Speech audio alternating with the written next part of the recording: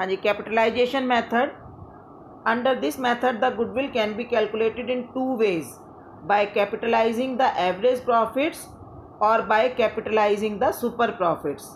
ठीक है, मीन्स जो हमने पिछले मेथड्स दो किए हैं, एवरेज प्रॉफिट मेथड और सुपर प्रॉफिट मेथड, उन्हीं प्रॉफिट्स को वहाँ पर तो हमने इसको ईयर ऑफ परचेज से मल्टीप्लाई करके डायरेक्टली हमने गुडविल की वैल्यू कैलकुलेट की थी, लेकिन यहाँ पर हम उन्हीं एवरेज प्रॉफिट्स को या सुपर प्रॉफिट्स को कैपिटलाइज करके जो कैपिटलाइज्ड वैल्यू आएगी गुडविल की, जो फिगर आएगी, that will be called goodwill. ठीक है, अब आप इसके स्टेप्स देखेंगे। पहले हम बात करते हैं capitalization of average profit method. देखिए, इसमें स्टेप 1 है। सबसे पहला स्टेप वही है जो आपने फर्स्ट मेथड में किया कि calculate the average profits based on the past few years performance. Means जो भी पार्टनर्स आपस में डिसाइड करें कि हमें पिछले सालों की इतने साल की परफॉर्मेंस को कैपिटलाइज करना है, तो जो भी पार्टनर्स आपस में डिसाइड करते हैं वो आपको क्वेश्चन में गिवन होगा और आपको उसके बेस पर एवरेज प्रॉफिट्स कैलकुलेट करने होंगे। ठीक है, इसके बाद नेक्स्ट स्टेप है calculate the capitalised value of average profits.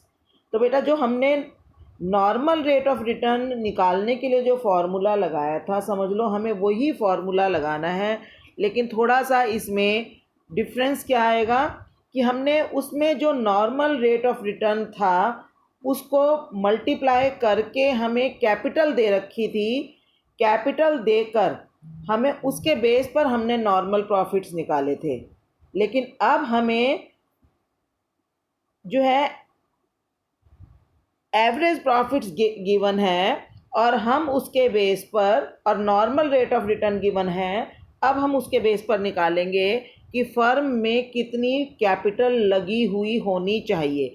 ठीक है बेटा, जैसे हमने वहाँ पर हमें एवरेज प्रॉफिट पता था तो हमने नॉर्मल प्रॉफिट निकाला और उसके बेस पर हमने सुपर प्रॉफिट कैलकुलेट किया था।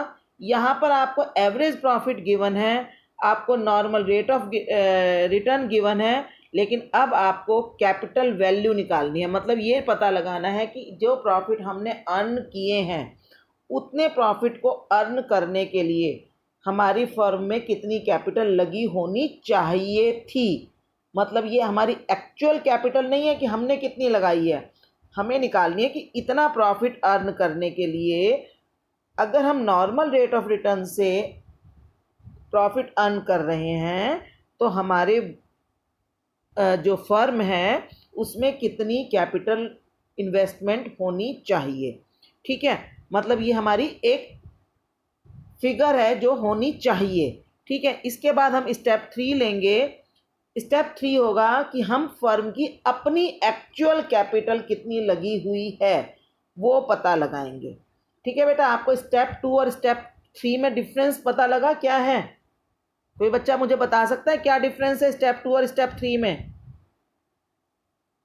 मैम, जो स्टेप 2 है मैम उसमें कितनी कैपिटल होनी चाहिए थी मैम वो, और मैम स्टेप 3 में क्या होगा, एक्चुअल कैपिटल कितनी है फर्म की। हाँ जी, एक में कितनी होनी चाहिए, स्टेप 2 बता रहा है कि कितनी कैपिटल होनी चाहिए और स्टेप 3 बता रहा है हमारी एक्चुअल में कैपिटल कितनी है।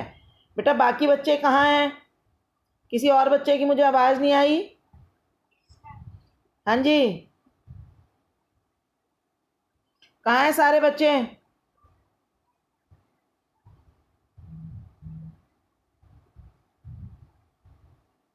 हाँ जी, इसमें हमने जब हमें ये पता लग गया कि एक्चुअल फर्म की कैपिटल कितनी है, वो जब हमने पता लगा ली तो उसके लगाने के लिए हमने क्या किया, firm's capital is equal to total assets excluding goodwill. अगर हमने फर्म ने पहले से कोई गुडविल परचेज की हुई गुडविल भी अपनी बैलेंस शीट में शो कर रखी है तो उसको हटाकर बाकी जितनी भी एसेट्स हैं हम उनको टोटल कर लेंगे और उसमें से आउटसाइडर्स की लायबिलिटीज़ को माइनस कर देंगे। ठीक है, आपको पता है ना कि बैलेंस शीट होती है तो उसमें एक साइड कैपिटल प्लस लायबिलिटीज़ होती हैं और एक साइड सारी एसेट्स गिवन होती हैं।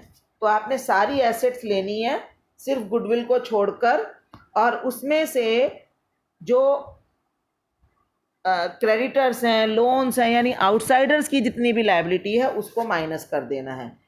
तो जब हम उसको माइनस कर देंगे तो हमारे पास फर्म की एक्चुअल कैपिटल आ जाएगी। इसके बाद बस आपका लास्ट स्टेप है, आपने गुडविल कैलकुलेट करनी है, that is capitalised value of profits, यानी जो आपने स्टेप 2 में कैलकुलेट किया था उसको आपने फर्म की कैपिटल, या इसको हम नेट एसेट्स भी बोलते हैं। कुछ क्वेश्चंस में आपको सीधा नेट एसेट्स दिया होगा या फर्म की कैपिटल दिया होगा, वो एक ही बात है, ठीक है। तो हम स्टेप 2 में जो हमने अमाउंट कैलकुलेट किया है, स्टेप 3 में जो अमाउंट हमने जो स्टेप 2 में अमाउंट कैलकुलेट किया है उसमें से हम स्टेप 3 में जो अमाउंट कैलकुलेट कर रहे हैं उसको माइनस कर देंगे। तो जो माइनस करेंगे सीधा वही गुडविल होगा। यहाँ पर आपको जो ईयर ऑफ परचेज है उसकी ज़रूरत नहीं पड़ेगी। आई समझ में बेटा? आप लोगों को ये स्टेप समझ में आ गए चारों? हाँ जी, पहला एवरेज प्रॉफिट कैलकुलेट करना है, दूसरा आपने निकालना है उस एवरेज प्रॉफिट के बेस पर कि फर्म में कितनी कैपिटल होनी चाहिए, तीसरा आपको निकालना है कि फर्म में एक्चुअल में कैपिटल कितनी है, और चौथा फिर आपको गुडविल निकालनी है, सीधा कैपिटलाइज स्टेप 2 माइनस स्टेप 3। ठीक है, तो ये हम इसका एक क्वेश्चन देखेंगे। अब आपको दिखाई दे रहा होगा स्क्रीन पर कि a business has earned average profits of ₹1 lakh during the last few years. तो देखो आपको एवरेज प्रॉफिट्स तो इन्होंने पहले से ही दे दिया है कि average profit last few years का है 1 लाख रुपए, and the normal rate of return in a similar business is 10%। तो आपको ये भी बता दिया कि इसी टाइप का अगर कोई और बिजनेस होता तो नॉर्मल रेट ऑफ रिटर्न जो है 10% हो सकता था। ठीक है, तो हमने ये निकाला। अब ये कह रहे हैं ascertain the value of goodwill by capitalisation of average profit method given that the value of net assets of the business is ₹8,20,000। तो आप बता सकते हैं आपको इसमें क्या क्या गिवन है? स्टेप फर्स्ट गिवन है बेटा या निकालना पड़ेगा? मैम गिवन है। हाँ जी, गिवन है। स्टेप फर्स्ट का एवरेज प्रॉफिट तो आपको गिवन ही है 1 लाख रुपया। तो हमने सीधा स्टेप 2 किया। स्टेप 2 आपको दिखाई दे रहा है स्क्रीन पर? Yes ma'am. हाँ जी, हमने क्या किया है, capitalised value of average profits निकाली है, दैट इज 1 लाख। देखो डिवाइडेड बाय 10, अगर हमें उस वाले मेथड में करना होता तो डिवाइडेड बाय 100, हम नॉर्मल जो परसेंटेज निकालते हैं उसमें क्या करते हैं, डिवाइडेड बाय 100 मल्टीप्लाइड बाय 10 करते हैं। यहाँ पर देखो उल्टा हुआ है, रेसिप्रोकल हुआ है। 1 lakh divided by 10 into 100 is equal to 10 lakh. ये क्या है आपका capitalise value of average profit, यानी कि जो हमने 1 लाख रुपीज़ का एवरेज प्रॉफिट अर्न किया है, और अगर फर्म में 10% का नॉर्मल रेट ऑफ रिटर्न हो तो फर्म में कम से कम 10 लाख रुपए की कैपिटल इन्वेस्टमेंट होनी चाहिए थी। मतलब अगर कोई और बिजनेस होता तो वो ये 10 लाख रुपीज़ अर्न करने के लिए कम से कम 10 लाख रुपए बिजनेस में इन्वेस्ट करता। अब इसमें आपको नेट एसेट्स भी गिवन है, तो आपको वो भी कैलकुलेट करने की ज़रूरत नहीं, यानी कैपिटल जो स्टेप 3 है वो भी क्वेश्चन में ऑलरेडी गिवन है ना। तो हमने सीधा स्टेप 4 निकाला, और स्टेप 4 क्या है, goodwill is equal to capitalised value minus net assets. तो हमारी इसमें देखो आपको स्क्रीन पर दिख गया कि गुडविल क्या है, 10 लाख रुपए माइनस 8,20,000, दैट इज़ 1,80,000। ठीक है बेटा, तो इस क्वेश्चन में आपको 2 स्टेप्स की इंफॉर्मेशन पहले से गिवन थी और आपने केवल 2 स्टेप्स को यूज़ किया और आपका आंसर इसमें आ गया। ठीक है बेटा, समझ में आ गया ये आपको? ये इसमें कि हमारा जो 1,80,000 है ये हमारी कैपिटल की गुडविल की वैल्यू आ गई, और हमें कहीं पर भी जो ईयर ऑफ परचेज है उसकी ज़रूरत नहीं पड़ी। ठीक है, चलिए अब इसी कैपिटलाइजेशन मेथड का दूसरा तरीका है निकालने का, सुपर प्रॉफिट मेथड को हम कैपिटलाइज कर सकते हैं।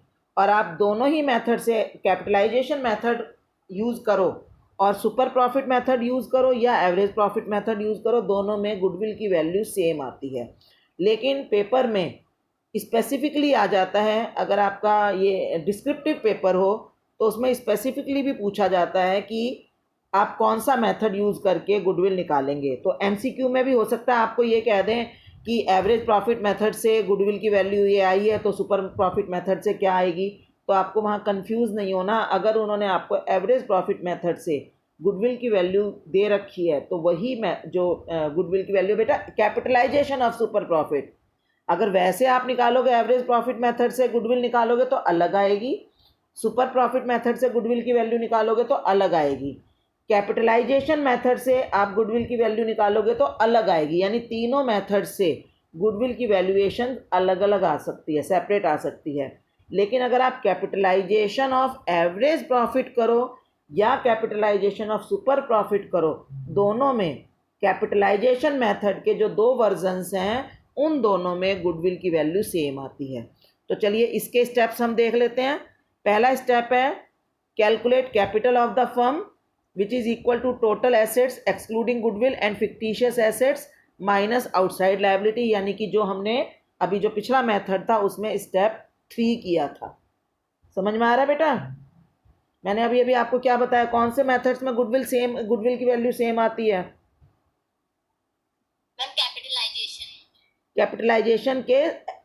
कैपिटलाइजेशन हम एवरेज प्रॉफिट का करें या सुपर प्रॉफिट का करें तब गुडविल की वैल्यू सेम आती है। ठीक है, तो ये फर्स्ट स्टेप कर लिया हमने कि हमने पहले फर्म की नेट एसेट्स या कैपिटल निकाल ली। दूसरा मेथड हमने किया अपने उस एसेट के जो हमने कैपिटल निकाली है उसके बेस पर नॉर्मल प्रॉफिट्स निकाल लिए, जैसे कि हमने नॉर्मल करते हैं, हमने सुपर प्रॉफिट वाले मेथड में किया था नॉर्मल प्रॉफिट निकाला, तो हमने नॉर्मल प्रॉफिट निकाल लिया।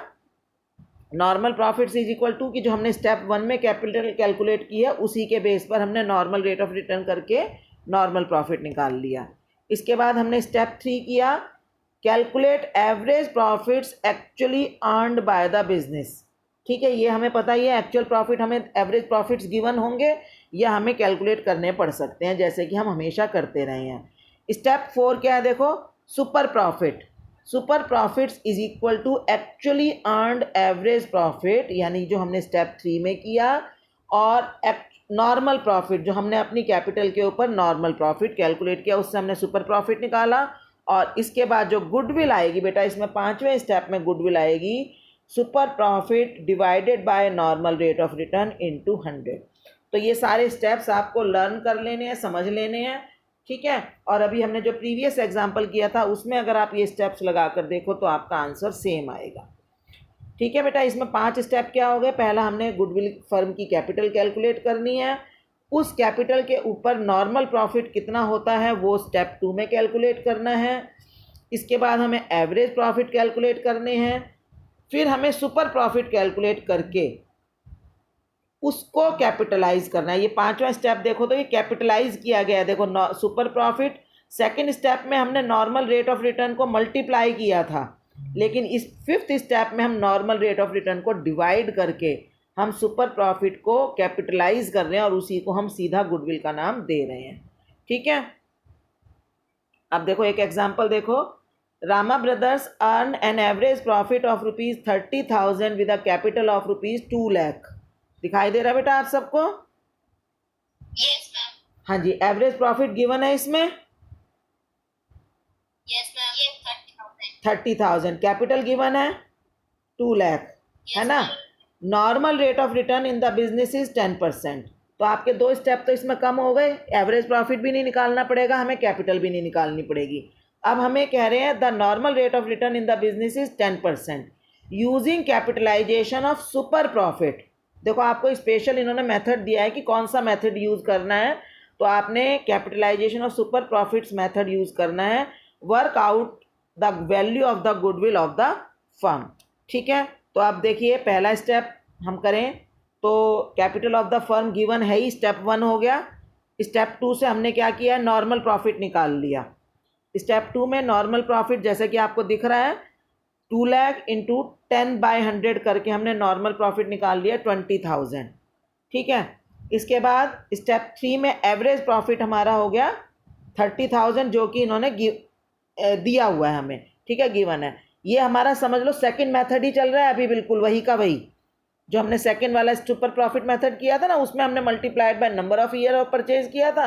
यहाँ पर हम उसको कैपिटलाइज करेंगे। फिर देखो फोर्थ स्टेप में सुपर प्रॉफिट भी आ गया है ना, सुपर प्रॉफिट आया, average profit minus normal profit, तो वो हमारा आंसर आ गया 10,000 रुपये, 10,000 रुपीज़। बस अब हमने गुडविल निकालनी है। गुडविल क्या है, goodwill is equal to super profit into 100 divided by normal rate of return. तो आप इसकी वैल्यू देखोगे तो गुडविल की वैल्यू आई है 10,000 इंटू 100 बाय 10, ठीक है, दैट इज़ 1 लाख। क्लियर है बेटा। अब आप एक बार अपनी कॉपी पेन पर इस मेथड को capitalisation of average profit method से भी मुझे करके दिखाओ, ठीक है बेटा, उस वाले मेथड से भी आप करो और मुझे तुरंत उसके आंसर देखकर अभी बताओ कि क्या ये दोनों सेम हैं।